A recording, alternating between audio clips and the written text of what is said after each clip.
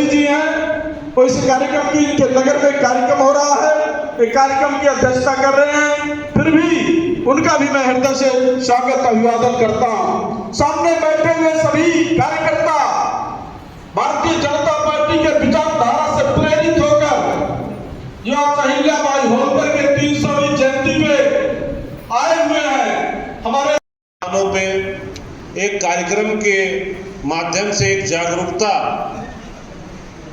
दिया जा रहा है और आप सब जनप्रतिनिधि हैं, क्षेत्र के सभी सम्मानित लोग हैं, चुने हुए प्रधान हैं, बीडीसी हैं। आप सब कहीं कोई चर्चा करते हैं तो निश्चित तौर पे वो एक विषय बनता है और ऐसे लोगों की चर्चा होने से समाज में एक नई प्रेरणा मिलती है।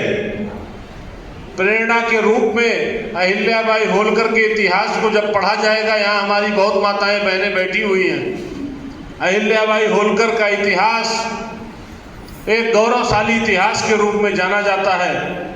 अहिल्याबाई होलकर ने न्याय के रूप में उन्होंने एक संदेश जो दिया था, 70 वर्ष के जीवन काल में उन्होंने एक न्याय प्रिय संदेश पूरे विश्व पटल पे, पूरे देश में उन्होंने दिया और उन्होंने ये बताया कि न्याय का मतलब क्या होता है और न्याय राष्ट्र के लिए कितना आवश्यक है। किसी भी राष्ट्र के लिए न्याय की नींव उस राष्ट्र के लिए बहुत महत्वपूर्ण होती है। ये अहिल्याबाई होलकर ने 1725 से ही बताना शुरू किया था। 1725 में उनका जन्म हुआ था और उसके बाद उनके शासन काल में भी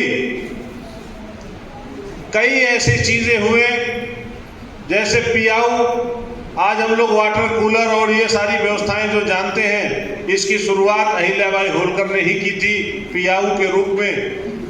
और कई ऐसे सामाजिक स्थानों का निर्माण, कई ऐसे धार्मिक स्थानों का निर्माण जो पूरी तरीके से हिंदुस्तान के इतिहास से मिटाया जा चुका था, भारत के इतिहास से मिटाया जा चुका था, उसको वापस लाने के लिए अहिल्याबाई होलकर ने अपना पूरा जीवन, अपना पूरा सब कुछ लगा दिया।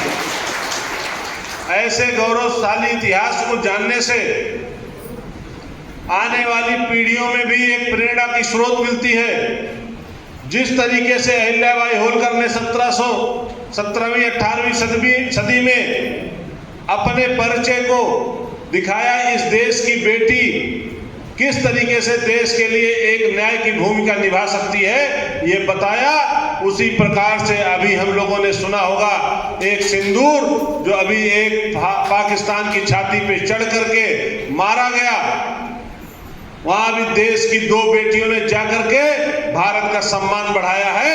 ये सब इतिहास के पन्नों में दर्ज होना है। इसीलिए मैं आपको